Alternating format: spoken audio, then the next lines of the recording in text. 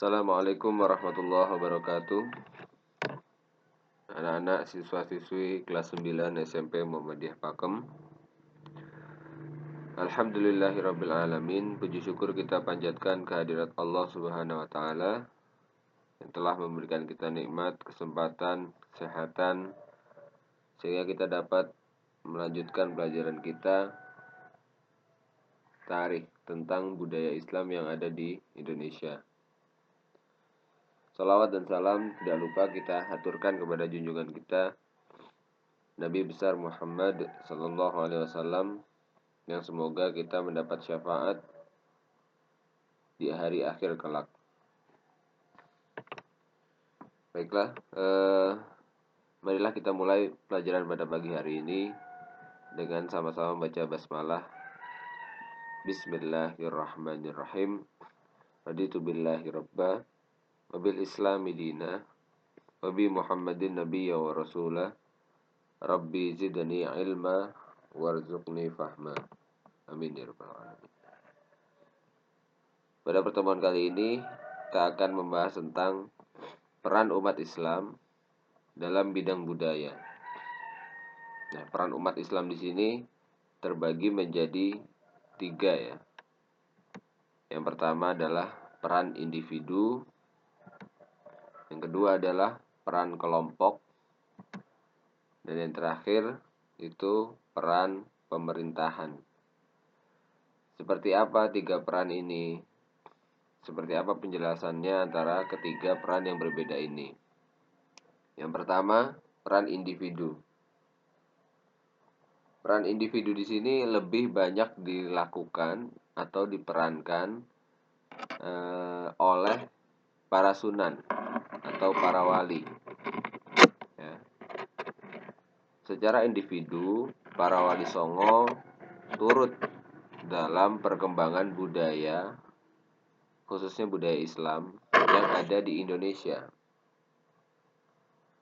Yang pertama, ada Sunan Ampel. Sunan Ampel mendidik para pemuda Islam untuk menjadi dai yang akan disebar ke seluruh Pulau Jawa. Nah, Sunan Ampel ini juga berjasa untuk membangun Masjid Kudus gitu ya, Masjid Menara Kudus yang sampai saat ini menjadi warisan budaya Islam dalam bidang arsitektur. Sunan Ampel membuat satu tiang di antara 4 tiang utama yang menjadi penyangga dari Masjid Agung Kudus. Untuk yang kedua ada Sunan Bonang. Sunan Bonang adalah pencipta gending pertama dalam rangka pengembangan ajaran Islam di pesisir Jawa Timur.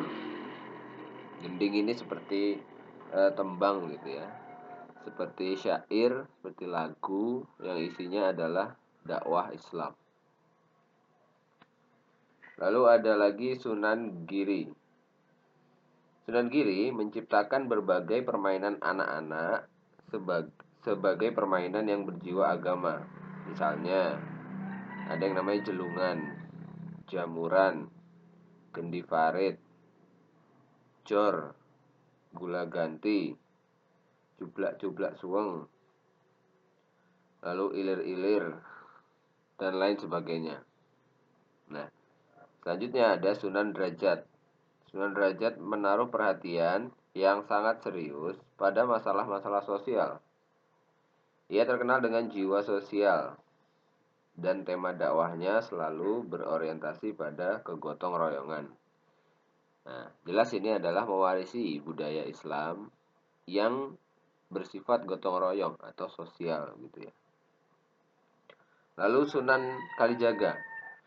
Sunan Kalijaga terkenal dengan seorang wali yang berjiwa besar, berpandangan jauh, berpikiran tajam, intelek, dan dia adalah asli orang Jawa gitu ya. Asli orang Jawa.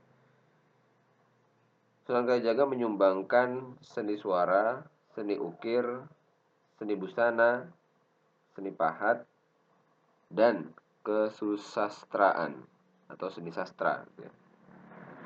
Lalu ada lagi Sunan Muria. Sunan Muria berjasa dalam menyiarkan Islam di pedesaan di Pulau Jawa. Dakwahnya itu menggunakan tembang-tembang dakwah seperti Sinom dan Kinanti. Nah, itu adalah peran-peran individu, di mana peran untuk mengembangkan budaya, khususnya budaya Islam, itu dilakukan oleh perorangan atau individu. Ya. Nah, selanjutnya ada juga yang dilakukan oleh kelompok atau organisasi. Jadi gabungan antara individu-individu gitu ya. Nah, organisasi ini adalah yang berjasa organisasi Wali Songo. Jadi, selain berperan dalam bidang individu, para Wali Songo juga saling bekerja sama dan menghasilkan sebuah peran dalam bidang budaya, khususnya budaya Islam, dalam ranah kelompok gitu ya.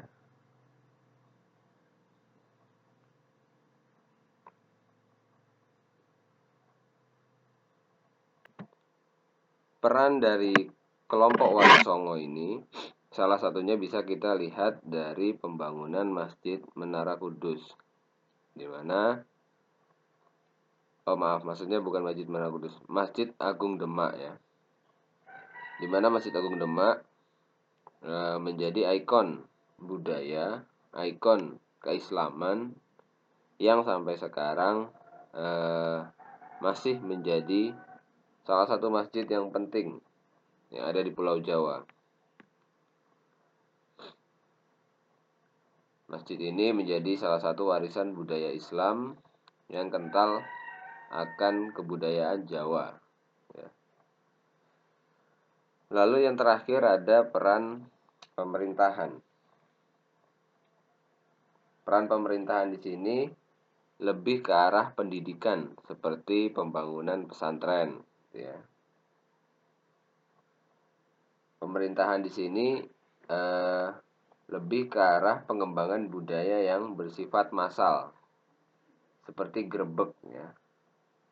Disamakan dengan perayaan Hari Raya Idul Fitri dan Maulid Nabi. Sehingga banyak yang menyebutnya grebek Maulid dan grebek Poso. Lalu ada gamelan dan sekaten.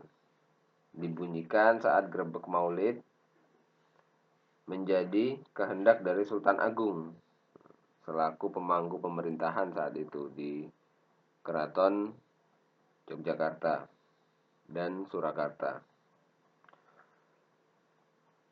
Lalu ada tahun Saka. Tahun Saka itu dipakai sejak zaman dulu ya di Pulau Jawa.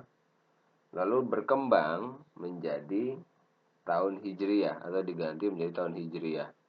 Yang pernah Bapak sampaikan ada bulan Sapar ya. Ada bulan Mulut ya, di mana itu adalah Jumadil Awal saat Nabi Muhammad lahir, tapi diganti jadi Mulut. Ramadan menjadi Poso, lalu bulan Sya'ban menjadi bulan Ruah dan lain sebagainya. Itu adalah peran pemerintah dalam menciptakan sebuah kalender atau sebuah penanggalan Jawa yang bernafaskan Islam. Sebenarnya banyak ya hasil-hasil seperti batik juga itu adalah hasil dari budaya Islam yang dibawa oleh individu atau kelompok atau pemerintahan. Lalu seni ukir itu juga dan lain sebagainya yang pernah Bapak sampaikan juga. Baik, mungkin cukup ya untuk hari ini. Marilah kita akhiri dengan hamdalah. Alhamdulillahirabbil alamin. Subhanakallahumma wa bihamdika asyhadu an la ilaha illa anta astaghfiruka wa atubu ilaik. Assalamualaikum warahmatullahi wabarakatuh.